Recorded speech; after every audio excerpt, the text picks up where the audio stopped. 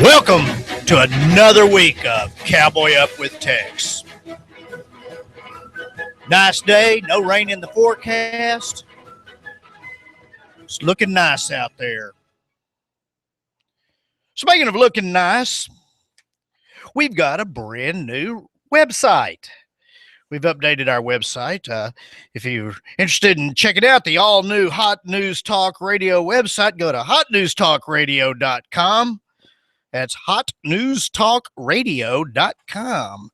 And we've got all sorts of different little buttons on there that you can push and go different places and look at some of our old shows and some of our specials that we've got going on. And, of course, you can still go to YouTube and Twitter. And you can always get the TuneIn radio app. All you got to do on those is just search for Hot News Talk Radio. So, yeah, we try to keep up with the modern stuff. Now we just need to find some teenagers to come up here and teach us how to use them all. Actually, we have one teenager up here, Russell, who does a couple of shows up here. I think he's still 19, so I guess we've got the teenager department covered. You know, a lot of people getting tired of listening to things like Ferguson and Baltimore and different places like that. But you know what? There is a reason why these things keep popping up. And we see it when things like this happens. There was an officer, Joseph Weekly, that in the year 2010 shot and killed a sleeping child, a 7-year-old girl, in the head during a botched raid on the wrong house. Now, that's tragic on many different levels. But the thing of it was this raid was being filmed for an episode of The First 48, which is a TV show. Talks about how the first 48 hours of any crime are the most critical. Well, some people think that the excessive tactics used were simply being employed to create drama and excitement for the camera. No, you mean to tell me that people would ham stuff up and go overboard just because there's a TV camera on? At the same time, then when you get citizens trying to record stuff, the cops will come over and knock you upside the head and confiscate your camera, if not tear it up. Well, Officer Weekly went through 2 different trials, both of which ended up being hung. In fact, the judge in the second trial dropped the manslaughter charge due to a motion by the defense. Well, anyway, the timeline used by the police department was that when the officers charged in through the house, a fellow officer threw a flashbang grenade through a window, which temporarily blinded Weekly, who had been the first through the door. Well, as the effects of the flashbang were wearing off, he realized there was a person on the couch, aimed his weapon at the couch where the child was sleeping beneath a Hannah Montana blanket. He claims the grandmother smacked his machine gun, causing him to pull the trigger and accidentally kill the little girl.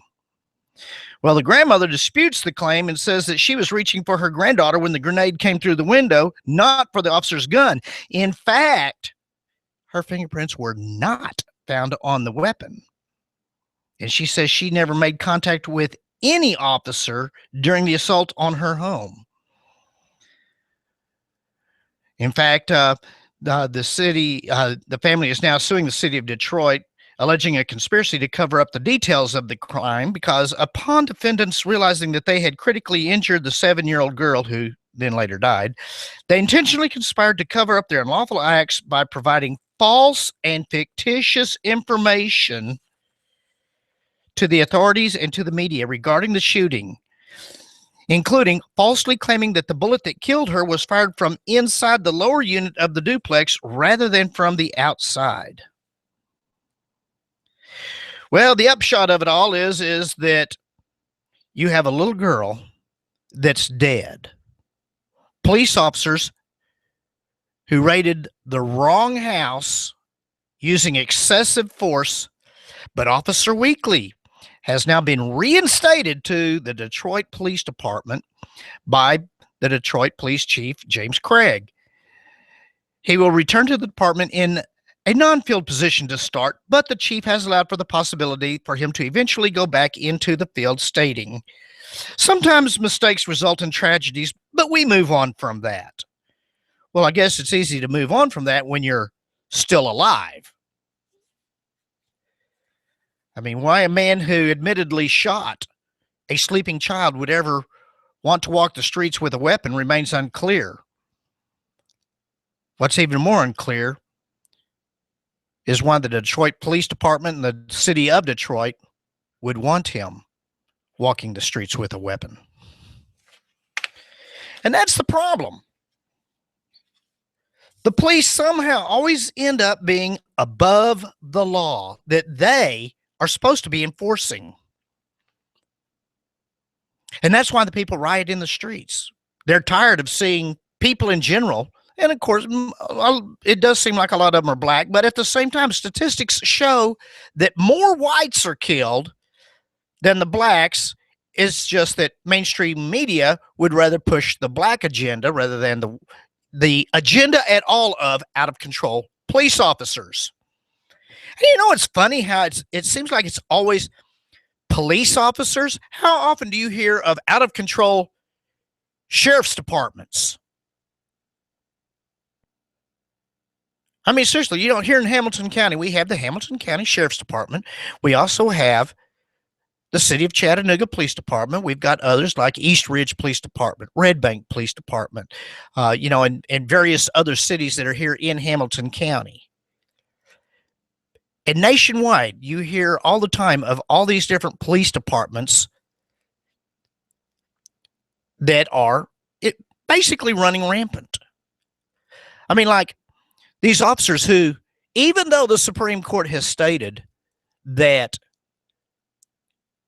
people are allowed to videotape police officers in the performance of their duty as long as they're not interfering with those duties. The problem is the police want to start backing you up. Oh, you're too close. Well, yeah, their idea of too close is, 4 blocks away and around the corner where you can't see anything. And then what do if they aren't able to get you to back off? Well, then they want to come over and grab your camera or your phone. And then they want to start deleting it or destroying it. That right there is pure and simple destruction of evidence, which is in and of itself a crime that the police officers are never charged for. Or something happens where a police officer does something wrong, and the other officers cover for him, the thin blue line. Going to bat for your fellow officer is a good thing when the fellow officer is doing something good. If you're in a gunfight, I want my buddy backing me up. I want him protecting me, and I'll be protecting him. But if a police officer breaks the law, helping him break the law is, guess what, folks? Against the law, which police officers are never charged with. Hence, they think of themselves as above the law. Why else do you think that police officers are so blatant about some of the stuff they do? I mean, it's like you see a squad car. I saw a squad car just yesterday afternoon down on I-24, just outside of downtown, doing better than 70 miles an hour. Switching lanes without putting on his blinker. This was a Chattanooga Police Department car. Didn't have his lights on. Didn't act like he was actually on his way somewhere. He was just speeding. Because who's going to give a cop a ticket? Not another cop, that's for sure. And that's why people are so upset. They place themselves above the law, and then they're surprised when people get angry.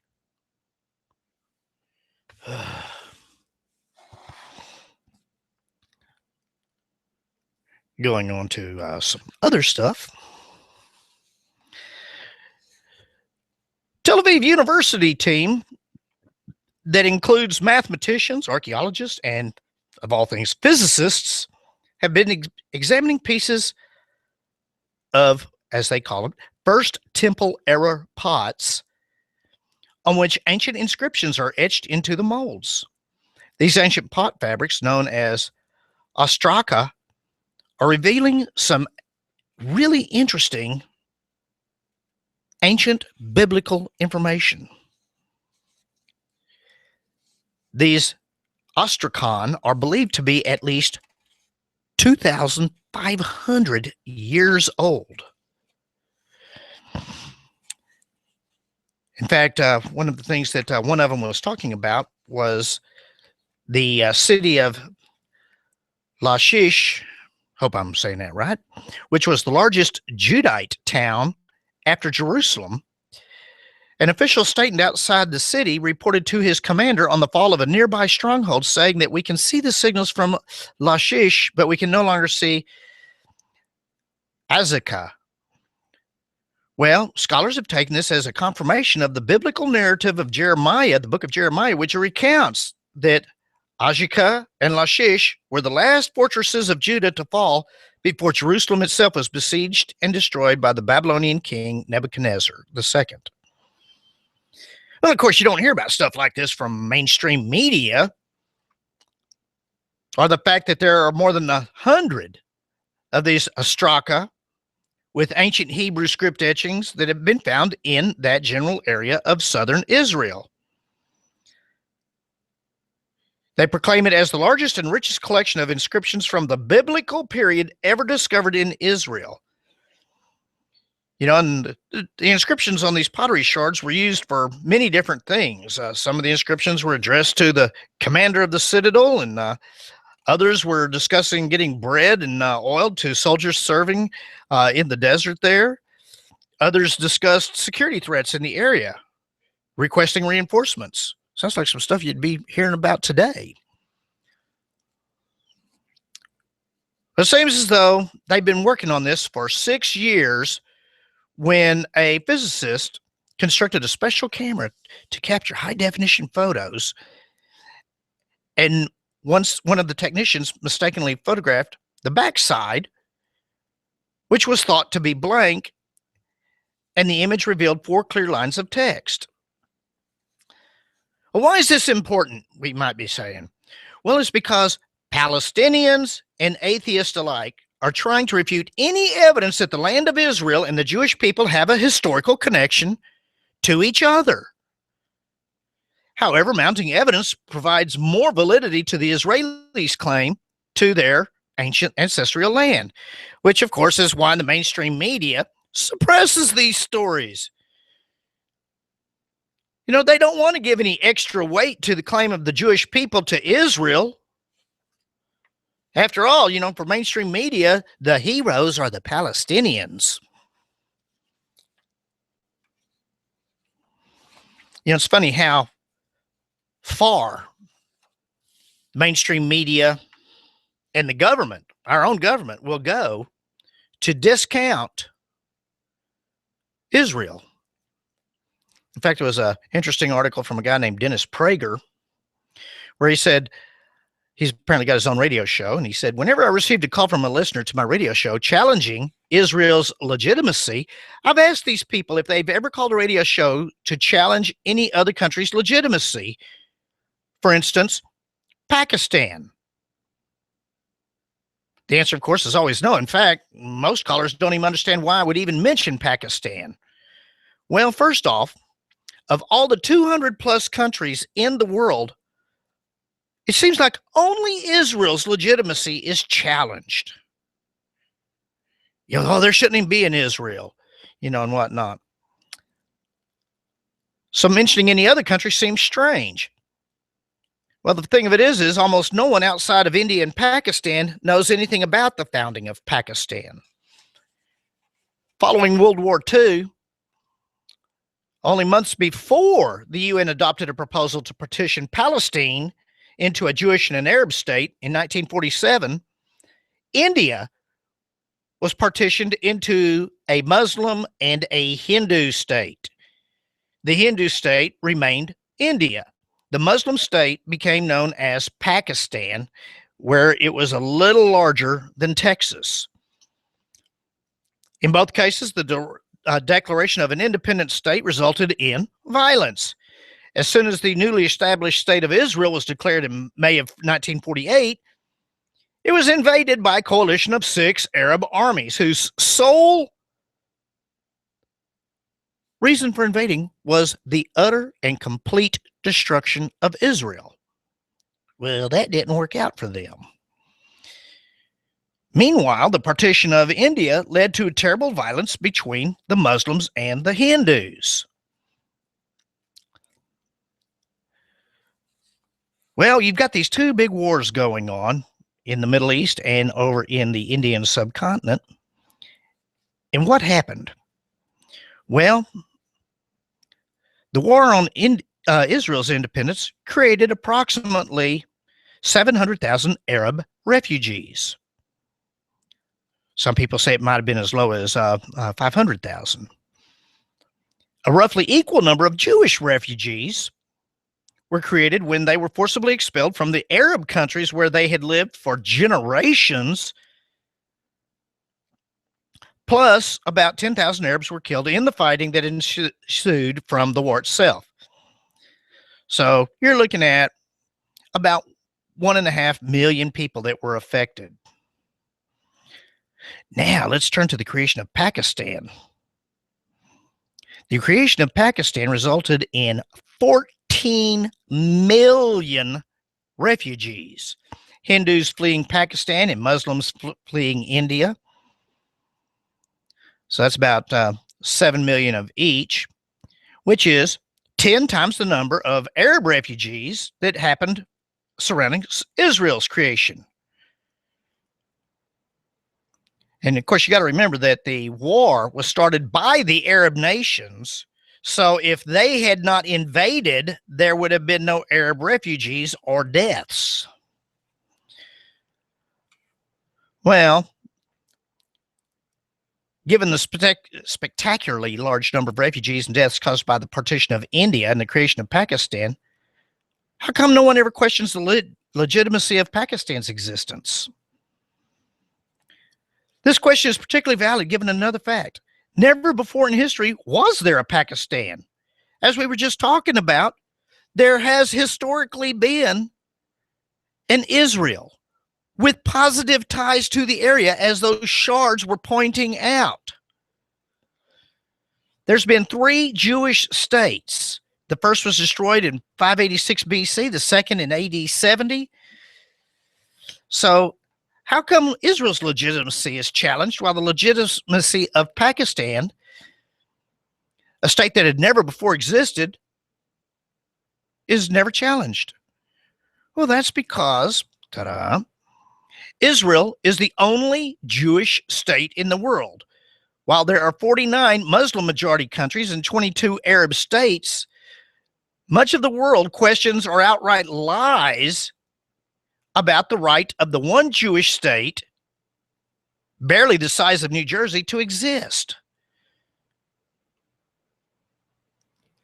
So if you're a student of Middle Eastern studies or any other humanities type department, ask people why Pakistan is legitimate and Israel isn't. The answer is they won't have a good answer, because their opposition to Israel isn't based on moral considerations. And even when you bring that up, all they'll do is deny.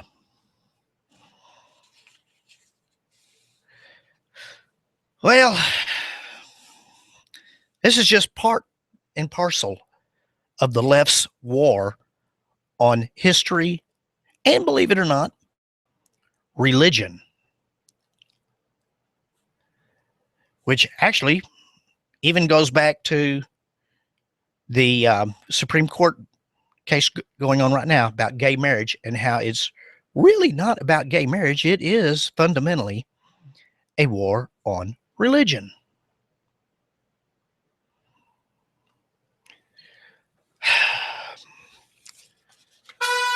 Well, we'll be back with more after these words. We'll be back with more Cowboy Up with Tex.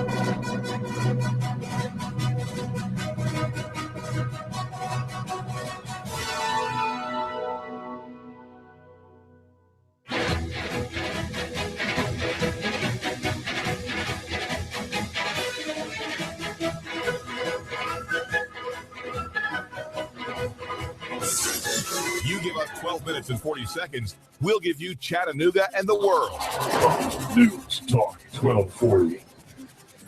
Pure, honest, fair respect. Just some words that come to mind when you think about how you want to be treated. And that's how you're treated at Rivermont Pure. Rivermont Pure in Rivermont, Chattanooga. Serving your vehicle needs for over 30 years. Now that's a long time. Owner-operators Charlie and Tommy always put your needs first. Yeah, go ahead. Get an estimate from one of those big guy impersonal car repair chains. No way! Then bring it to Tommy and Charlie at Rivermont Pure. Chances are they'll beat their price and get your vehicle back on the road faster than you can say. Our customers come first. Hi, this is Charlie. And I'm Tommy, owners of Rivermont Pure. We're here to serve you. Rivermont Pure, the auto repair guys. Featuring ethanol-free fuel. Located across from Rivermont Elementary on Hickson Pike. Rivermont, Chattanooga. Rivermont Pure. Rivermont Pure, that's where I've always gone to get my car serviced. My husband and I trust Charlie and Tommy. They always treat us right and give us a fair price. And they get the job done right the first time. Thank you, Rivermont Pure. Call 485-3375. That's 485-3375.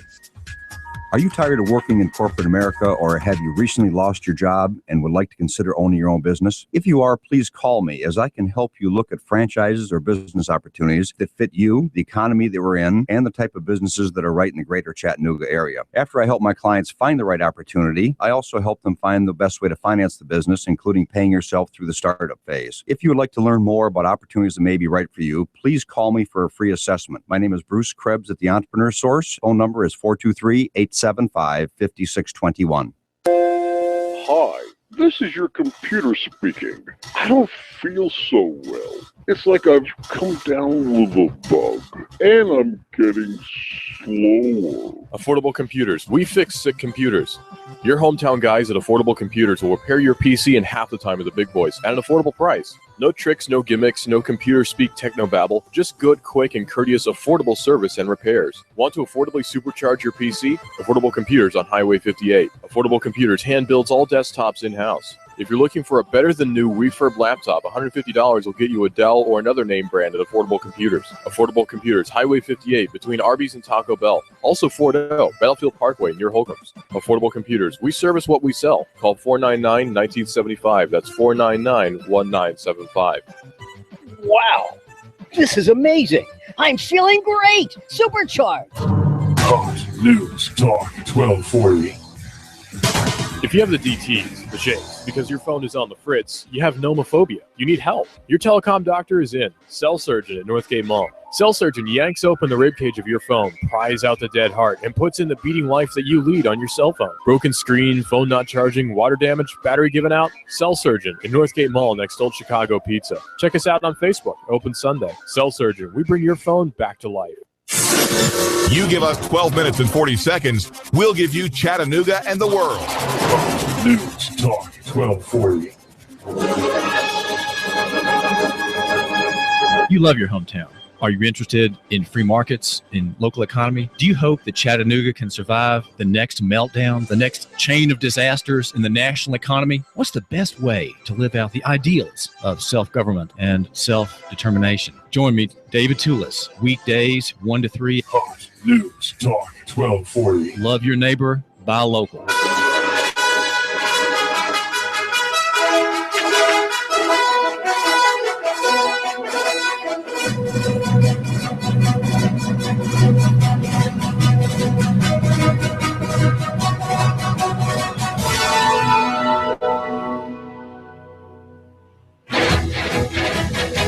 we're back with the second half of Cowboy Up with Tex. You know, I was mentioning earlier that we've got a all new Hot News Talk Radio website. And part of that Hot News Talk website is our new half-off link for great deals. You want to save some money? Well, go to our website at hotnewstalkradio.com. Look for the half-off link. And we've got several different specials going on there where you can get half-off deals. So not only do you get You Reporting the World Decides Hot News Talk Radio commentary, you can actually save $1 too. So, well, we were talking about Israel a while ago. A dirty word, one of the dirtiest words you can use in the English language, and actually just about any language, is genocide. Genocide is the systematic and deliberate attempt to extinguish a race, ethnic group, social group, or religion. And of course, one of the most well-documented and systematic acts of genocide in recorded history was the so-called final solution to the Jewish problem by the Third Reich in Germany. The surviving Jewish people adopted the motto, "Never again." Throughout history, they've been attacked time and time again. And they have now pledged never again. In fact, when it first happened, as a world, the UN and everybody affirmed it. Genocide is a crime against humanity, and it will not be tolerated. And yet never again keeps happening over and over. You know, we just recently celebrated, if you want to call it that, the 70th anniversary of the liberation of the Nazi death camps in World War II. Yet here in the land of the free and the home of the brave, at a recent commemoration of an earlier act of genocide by the Ottoman Turks against the Armenians during World War I, our own Barry, President Barry, wouldn't use the word genocide for fear of angering the Turks, who they're trying to keep on the good side of right now. That's like not saying Holocaust for fear of offending the hypersensitive Germans. Yeah.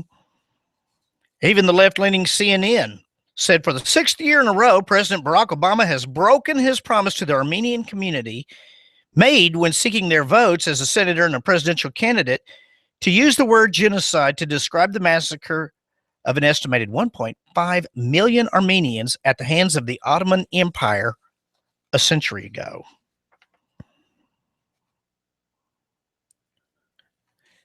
Well, perhaps it's this politically correct mindset on the part of our leaders that allows these great crimes to continue. Seems that no one has the courage to say anything until after the fact. Even as our 24-hour news cycle provides facts, pictures, and even pleas from the victims in the midst of a long and gruesome train of genocidal atrocities.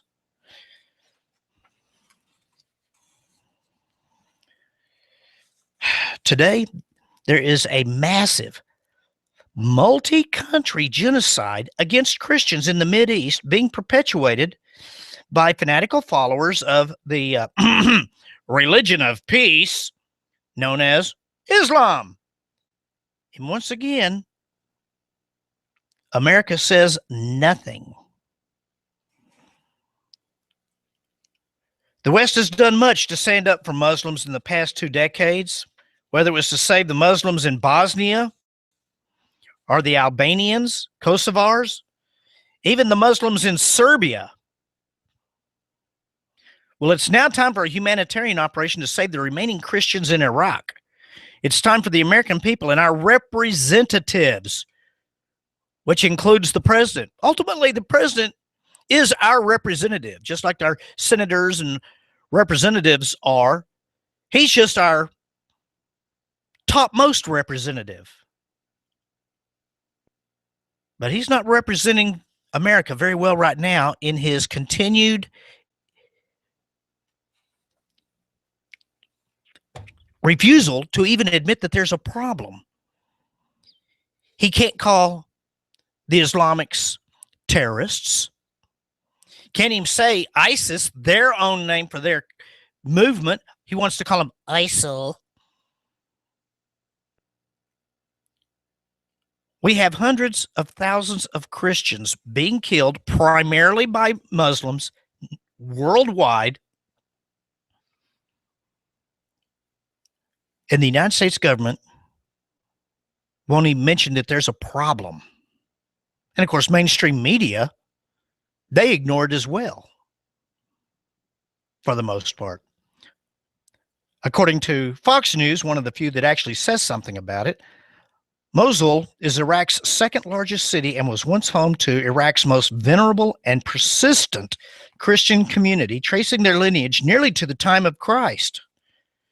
They were there before Muhammad was even born. Now there are no Christians left. All this happened under the watchful eye of the West. And while you'd hope that the humanitarian threat alone would have motivated the West to act, you would really think that Mosul's strategic importance would do so. But neither proved true. The examples of Western inaction are unending. 300 Assyrian Christians were just killed by ISIS. Christian villages along the Khyber River in Syria have been attacked. That assault was conducted by a group of ISIS fighters traveling in an armored convoy of more than 40 clearly marked ISIS vehicles directly towards these vulnerable Christian villages. How is it even possible that Western satellites didn't spot a 40-car military convoy en route to unarmed Christians? Or if they were spotted, how come they weren't destroyed?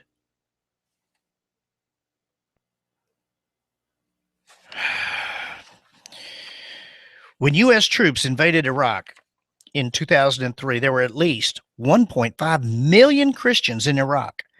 Over the last 10 years, significantly in the last few months with the emergence of ISIS, that figure is now well under 400,000. In a region where Christians predate Muslims by centuries, over 1 million Christians have been killed or had to flee because of jihadi persecution, while Obama stands by and does nothing.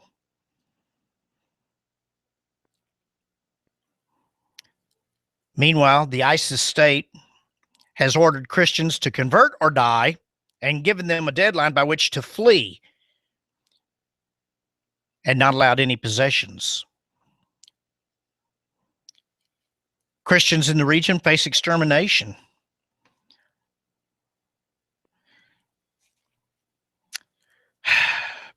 Yeah, the West stopped in to stop genocides of Muslims in Bosnia and Kosovo. So why can't they prevent genocide in Iraq? Well, apparently that would require a substantial military commitment, and so far President Obama has appeared entirely unwilling to commit that type of force for mere Christians. I mean, this inhuman attack upon Christians is throughout the entire Muslim world, just not in the Middle East. In Africa, even in Southeast Asia. A lot of people don't realize it, but the largest group of Muslims is actually in Southeast Asia, between Indonesia and the Philippines. They enslave Christian women. Christian children are sold as sex slaves. Ancient churches are burned or destroyed. Not to mention all the different massacres. And yet nothing gets done. Yet every time some poor misunderstood Muslim yells, Allah Akbar, climbs up on a table and commits an act of workplace violence, then we have to be sure we don't express our Islamophobia by profiling the young Muslim men who commit all these random acts of mayhem. I mean, They just had in Garland, Texas, here in the United States, in Garland, Texas, which is a suburb of Dallas, an ISIS attack on an art show. Now, unlike a lot of states, Texas actually, thinking there might be trouble, had cops armed surrounding. So when they tried to attack, they got shot and killed. But yet you already see the TV stations like CNN saying, oh, well, they shouldn't have been having their little art show, because the art show was about drawings of Muhammad. Well, the freedom of expression, freedom of speech. But no, we gotta look at it from the Muslims' side. Well, if they want to be in our country, how about they look at it from our side? Well, meanwhile, while millions die or are displaced, persecuted, raped, tortured,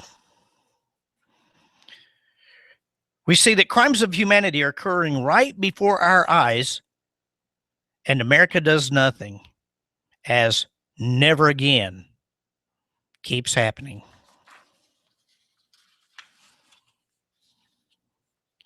People say, oh, well, that's not really happening here in America that much. Oh, really? What about the Supreme Court? Now, this is two different things, because on the face of it, we're talking about same-sex marriage and how it's going to impact people's beliefs. For instance, the state of Illinois, through its legislature and governor's office, have now redefined marriage and marriage licenses. Marriage licenses issued by agencies of the state of Illinois will no longer be required for weddings here at the All Saints Catholic Church. In fact, if you sign it, you're acting as an agent of the state, and the Catholic priests there are saying that, they're not part of the state. They're part of the church. This is a timely question. As the U.S. Supreme Court nears a crossroads on same-sex marriage, the issues of whether clergy should clip this tie to the state is one that is causing tensions, not just between doctrinal liberals and conservatives, but with those with differing views of the theology of marriage and approaches to the current political realities.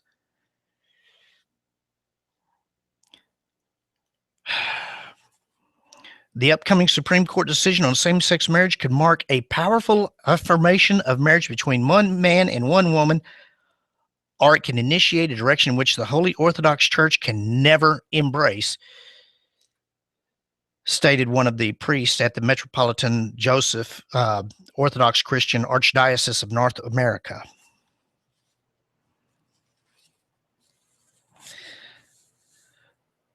So, but the thing of it is that, like a magician saying, oh, look over here, here's where the show is. At the same time, he's doing something right under your nose that you don't notice, which is the real intent of the trick.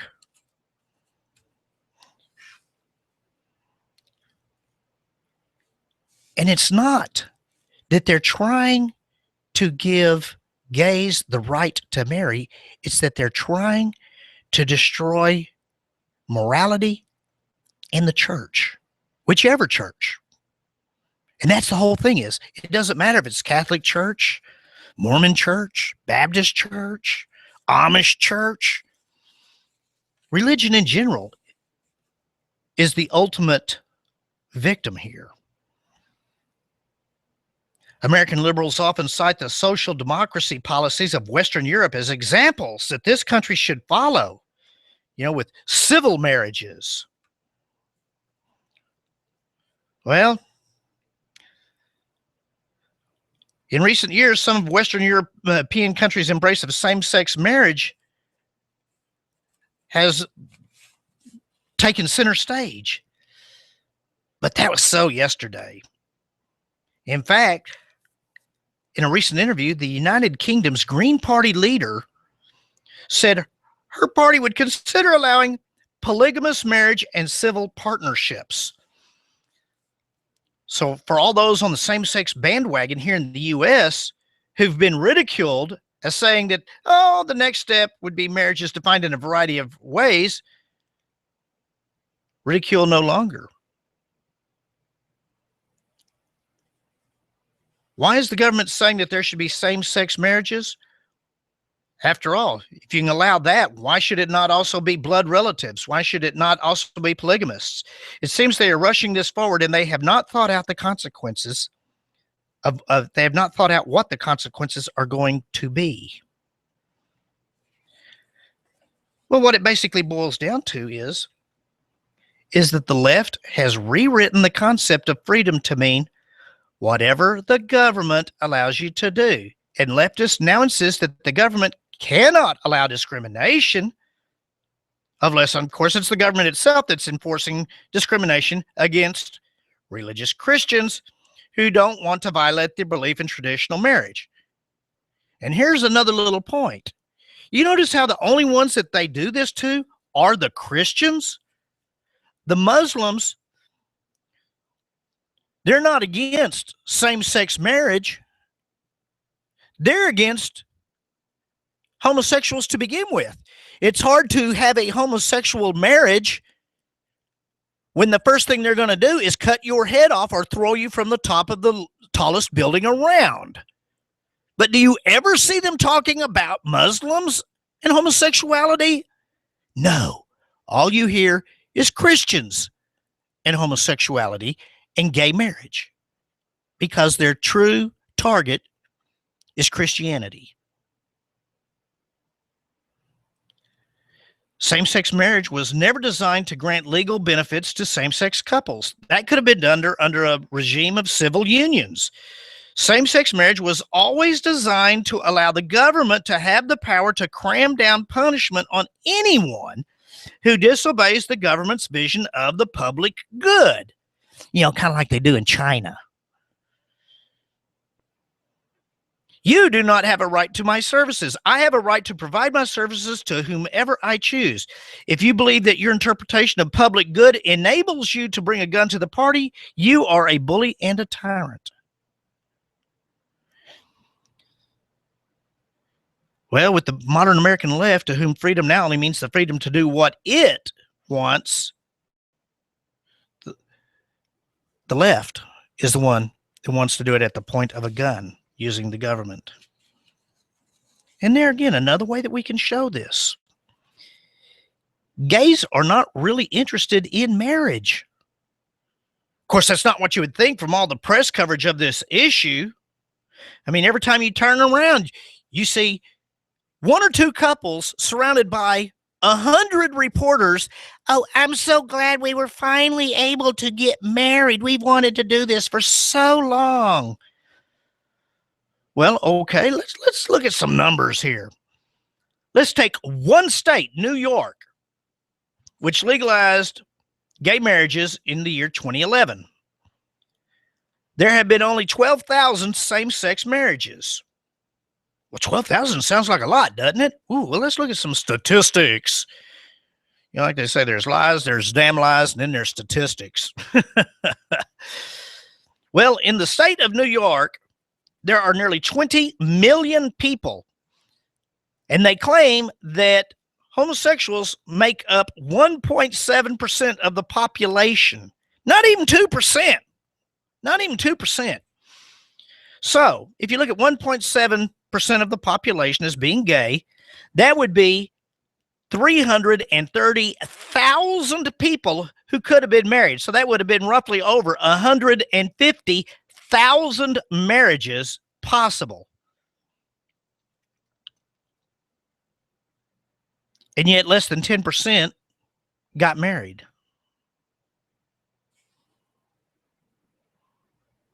But yet we're going to turn our society upside down. We're going to destroy religion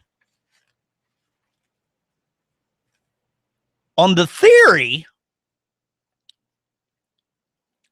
that less than 1% of 1% are going to benefit from this.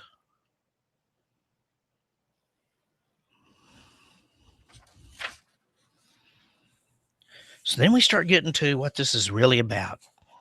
Early in President Obama's tenure at the White House, there was a deliberate attack on the Constitution's freedom of religion protections. We see this happening in the military and various other governmental agencies where Christians are under attack strictly for being Christians. And we see that this happened somewhere in the summer of 2009 is when this really got its good start. In June of 2009, Obama was speaking about freedom of religion, but by November, it had turned into freedom of worship. And from that point on, 2009, freedom of worship has become the term of choice.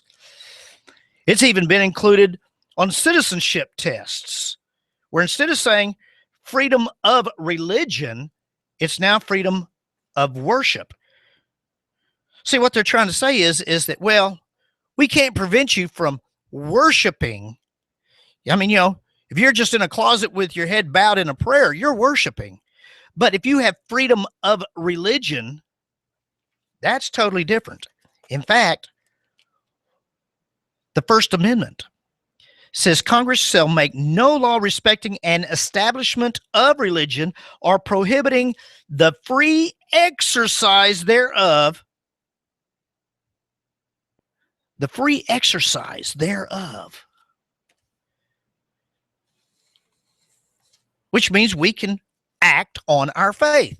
But if all we have is freedom of worship, we can't act on our faith. We're just able to pray inside the four walls of a church, but you can't do anything outside of that church. And that's where all this is going. Freedom of religion is under direct fire by the United States government. That's why you see the government coming down so hard when you have people that aren't hurting anybody by not wanting to sell flowers or cakes, but they have to stomp them down. That's from the shift from freedom of religion to freedom of worship, which limits religious freedoms outside the four walls of church. What would our founding fathers think? What does it take for people to get up and do something? That's why states' rights are so important. That's why we all need to be prepared. It is coming, folks. It is coming. That's it for today. Stay safe and keep your eyes open. This is Cowboy Up with Tex.